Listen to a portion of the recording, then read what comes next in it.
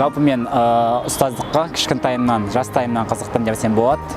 Ұстаздыққа келуіме менің мектептегі ұстаздарым әсер етті деп толық сеніммен айта аламын. Өйткені айтады ғой қазақта, тұлғаны тұлға тәрбиелейді дейді. Жалпы мектептегі әсіресе жоғары буындағы ұстаздарым менің осы салаға келуіме, жалпы ұстаздыққа қызығуыма үлкен әсер етті.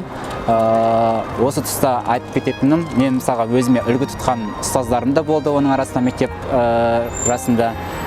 Соның бірі қазақ тілі пәнінің мұғалімі Құлматов Құралбай ағайды айтуға болады.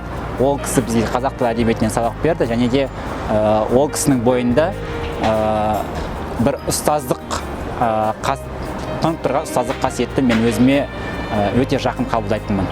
Ұстаздың бойында ең бірінші төзімділік болу керек, жауапкершілік болу керек, және ең бастысы өз ісіңе деген сүйіспеншілік, жоғары сүйіспеншілік болу керек.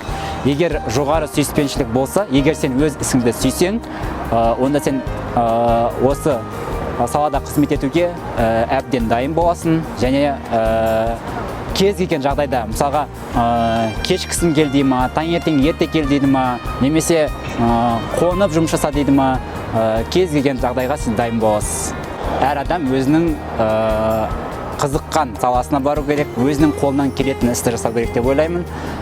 Мен жаңа айтып кеткендей, мен жастайымнан осы ұстаздыққа қызықтым, және өзіме ұстаздық қызметті жақын тарттым. Сол себепті осы саланың қандай жағдайда болса да, осы салада қызмет етуге даяр болдым. Және де осы салаға келу барысында мен өз ісімді, әрбір қадамымды ойластырдым, және өз ісімді ерекше жақсы көрдім десем болады. Егер сіз өз ісіңізді жақсы көріп тұрсаңыз, кез келген ситуациядан шығуға болады. Ол әрине өзіңізге байланысты. Кез келген салада, мысалы алғашқы бастаған алғашқы қадамдарда сізде жалақыңыз төмен болады, немесе көптеген қиындықтар болуы мүмкін. Ал осы педагогикалық шеберлігіңізді арттыру, жалпы алдыңызға мақсат қойып соған жете білу әркімнің өз қолында деп ойлаймын. Z ұрпақтары деп айтамыз.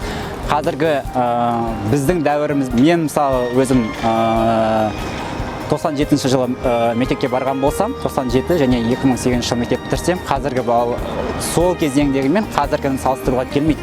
Өйткені бүгінгі балалар жаңа технологияның, инновациялық технологиямен бірге өсіп келе жатыр, солармен бірге дамып келе жатыр. Балаларды тыңдата білу үшін балаларға бүгінгі таңда не қызық, соған байланысты, мысалы тақырыбымды сонымен байланыстырып, олардың қызығушылығы арқылы өз пәніме қызықтыруға тырысамын.